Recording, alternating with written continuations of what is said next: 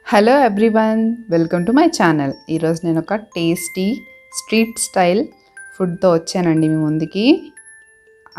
Guess చేస్తారు కదా, pizza dosa. అవునండి, ఈరోజు నేను పిజ్జా దోశ ఇంట్లోనే టేస్టీగా ఎలా చేసుకోవాలో చేసి చూపిస్తున్నాను. ఈ పిజ్జా దోశకి మెయిన్ పిజ్జా సాస్ కావాలండి. ఈ పిజ్జా సాస్కి నేను కింద డిస్క్రిప్షన్ బాక్స్లో మీకు లింక్ పెట్టాను. అది చూసి మీరు ఫాలో అయితే ఇంట్లోనే ఈజీగా హెల్దీగా చేసేసుకోవచ్చు పిజ్జా సాస్. లేదు అంటే మీకు బయట మార్కెట్స్లో కూడా దొరుకుతాయండి. సూపర్ మార్కెట్లో ట్రై చేస్తే మీకు పిజ్జా సాస్ దొరుకుతుంది. ఈ రెసిపీకి పిజ్జా సాస్ చాలా ఇంపార్టెంట్ అండి. మొత్తం టేస్ట్ ఒక 50% టేస్ట్ అనేది మనకి ఈ సాస్లోనే డిపెండ్ అయి ఉంటుంది అనమాట. సో ఇది ఆప్షనల్ కాదు, పిజ్జా సాస్ కంపల్సరీ కావాలి.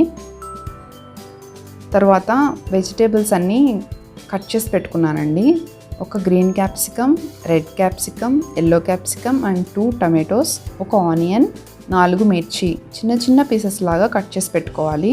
చిన్నగానే ఉండాలండి, పెద్ద పెద్ద పీసెస్ ఉండకూడదు. చిన్న చిన్న పీసెస్ కట్ చేసుకుని పక్కన పెట్టుకోవాలి. దోశ పెనం పెట్టుకుని స్టవ్ ఆన్ చేసి నూనె రాసుకోవాలి. దోశ పెనం అంతా మీడియం హీట్ ఎక్కిన తర్వాత ప్యాన్ దోశ వేసుకోవాలి.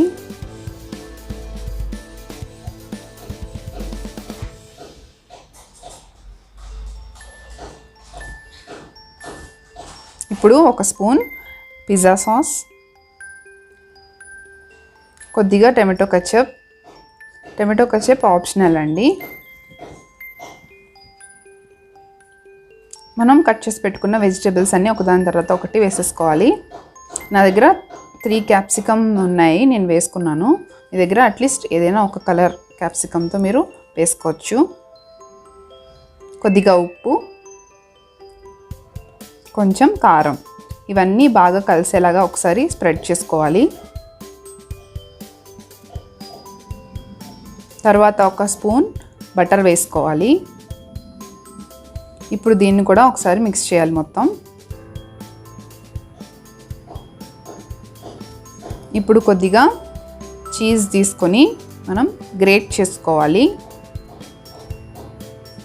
డైరెక్ట్గా దోశ మీదే గ్రేట్ చేయండి.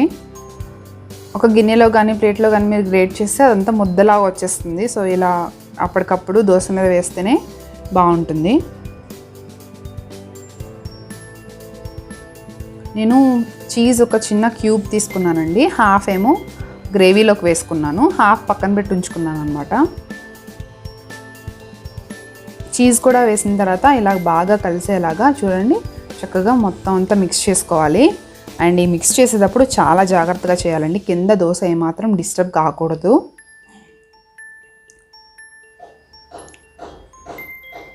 చూస్తున్నారు కదా, ఉడుకుతుంది చూసారా గ్రేవీ అంతా. చక్కగా మీడియం ఫ్లేమ్లో పెట్టుకుంటే బాగా ఉడుకుతుంది. ఇప్పుడు పైన కొంచెం చీజ్ వేసుకోవాలి.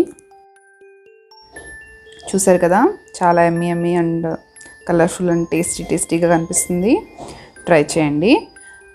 మీకు ఈ రెసిపీ నచ్చినట్లయితే లైక్ చేయండి అండ్ మీ ఫ్రెండ్స్తో, ఫ్యామిలీ మెంబర్స్తో షేర్ చేసుకోండి.